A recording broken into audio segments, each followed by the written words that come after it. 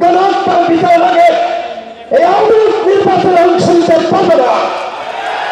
যদি আওয়ামী লীগকে গণহত্যার বিচার লাগে নির্বাচনে অংশ নেওয়ার সুযোগ দেওয়া হয়, তাহলে রাষ্ট্রের সাথে ভাইবারি করা হবে।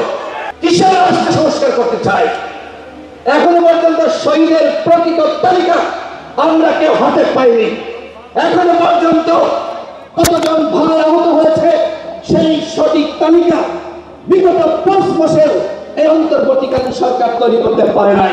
কিন্তু রাষ্ট্র সংস্কারের নামে যদি আপনারা মনে করেন আরেকটি 1-11 তৈরি করবেন, আপনারা আরেকটি দল গঠন করে আগামীতে আবার আপনারা ক্ষমতায় আসার পায়তারা করবেন, সেটি কিন্তু বাংলাদেশের জনগণ মেনে নেবে না। সর্বপ্রথম এবি পার্টি গণ অধিকার পরিষদ এবং এনডিএম আমরা 3টা দল একসাথে হত্যার খবর পাওয়ার সাথে সাথে সংগ্রাম করি, প্রতিবাদ করি, বিক্ষোভ মিছিল করি। এরকম অসংখ্য প্রতিবাদ আমরা একসাথে করেছি। আমরা যারা যুগপৎ আন্দোলন করেছি, বিএনপি সহ 43-44টি দল হাসিনার বিরুদ্ধে আমরা টানা লড়াই চালিয়েছি। এই লড়াইয়ের সময় আমরা প্রত্যেকেই রাষ্ট্র সংস্কার চেয়েছি এবং এই অন্তর্বর্তীকালীন সরকার যেটি আমাদের দীর্ঘ লড়াই সংগ্রামের ফসল, সেই সরকারও রাষ্ট্র সংস্কার করতে চাই। এখানে যে প্রামাণ্য চিত্র দেখানো হয়েছে, আপনারা দেখেছেন কিভাবে তরুণরা স্বৈরাচার হাসিনার পুলিশ বাহিনীকে, ছাত্রলীগ, যুবলীগ, পান্ডা লীগকে রুখে দিয়েছে।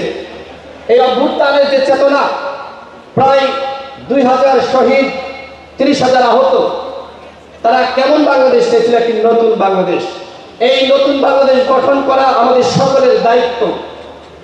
শুধুমাত্র একটি দল ক্ষমতা থেকে চলে গিয়েছে, সামনে আরেকটি দল ক্ষমতায় আসলে সিস্টেমের পরিবর্তন হবে না। সিস্টেমের পরিবর্তন করার জন্য এই অন্তর্বর্তীকালীন সরকারকে কাজ করতে হবে।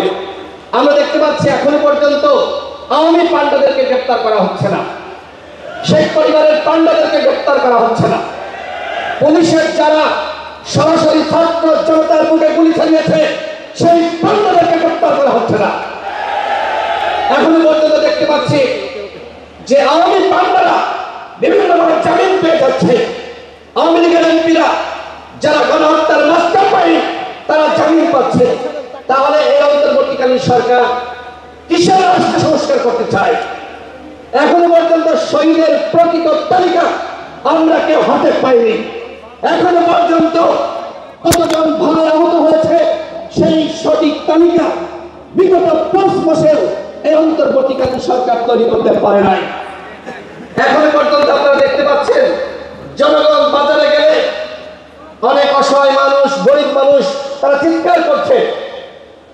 এখনো পর্যন্ত নিত্য পণ্যের দাম কমাতে পারে নাই। অথচ আমরা দেখতে পাচ্ছি কোনো কোনো উপদেষ্টা বিরাজনীতিকরণের বক্তব্য দিচ্ছে। রাজনৈতিক দলগুলো 53 বছরে কিছু করতে পারে নাই, তারা বিশাল কিছু করেছে। কি করেছে? আমি তো বললাম এই 5 মাসে তারা এই কাজগুলো করতে পারত। আওয়ামী লীগকে সাংগঠনিকভাবে নিষিদ্ধ করবে কি করবে না, এখনো পর্যন্ত আমরা দেখতে পাচ্ছি। বিশেষ করে অনেকে বলছে এই ফ্যাসিস্ট পার্টি আগামী নির্বাচনে যেতে পারবে। গণহত্যার বিচার লাগে এই আওয়ামী লীগ নির্বাচনে অংশ নিতে পারবে না। যদি আওয়ামী লীগকে গণহত্যার বিচার লাগে নির্বাচনে অংশ নেওয়ার সুযোগ দেওয়া হয়, তাহলে রাষ্ট্রের সাথে ভাইবারি করা হবে। আমরা ছাত্র জনতা শহীদের রক্তের সাথে এই সরকারকে বেইমানি করার সুযোগ দেব না। আমরা এই অভ্যুত্থানে আন্দোলন করেছি। প্রয়োজনে যদি রাষ্ট্র সংস্কারের জন্য, এবং এই সরকার এখন আওয়ামী লীগকে বিভিন্নভাবে সুযোগ দিচ্ছে। দেখেন সচিবালয়ে আওয়ামী লীগের পেটকতার আরো বেশি প্রমোশন পাচ্ছে, পুলিশে প্রমোশন পাচ্ছে, ডিসিএসপি নিয়োগকে কেন্দ্র করে আপনারা দেখেছেন কি কেলেঙ্কারি। প্রত্যেকটা জায়গায় আওয়ামী লীগের পুনর্বাসন করা হচ্ছে। এর নাম কি রাষ্ট্র সংস্কার? এর নাম রাষ্ট্র সংস্কার হতে পারে না। আমরা রাজনৈতিক দলগুলো আমরা রাষ্ট্র সংস্কার চাই। এই সরকারকে আমরা সহযোগিতা করছি। আমরা কেউ বলছি না ডক্টর ইউনূসের পদত্যাগ চাই।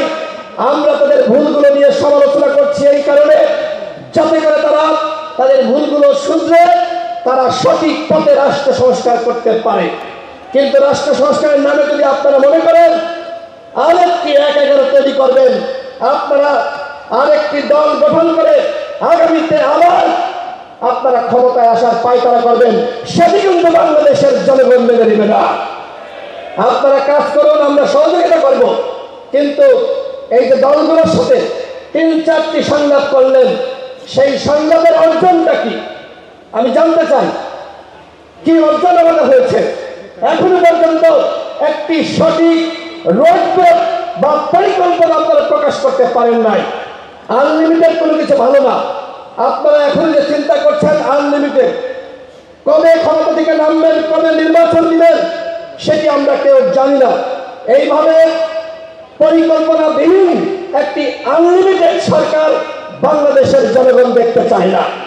আমরা চাই আপনারা দ্রুত সময়ের মধ্যে আপনারা কি করতে চান এবং বিগত 5 মাসে কি করেছেন তার একটি পরিকল্পনা প্রকাশ করবেন এবং দলগুলোর যে চাপা একটি রোডম্যাপ প্রকাশ করবেন। এতে করে রাজনৈতিক দলগুলোর সংসদ এবং সন্দেহ আপনাদের উপর যে তৈরি হয়েছে সেটি কমবে।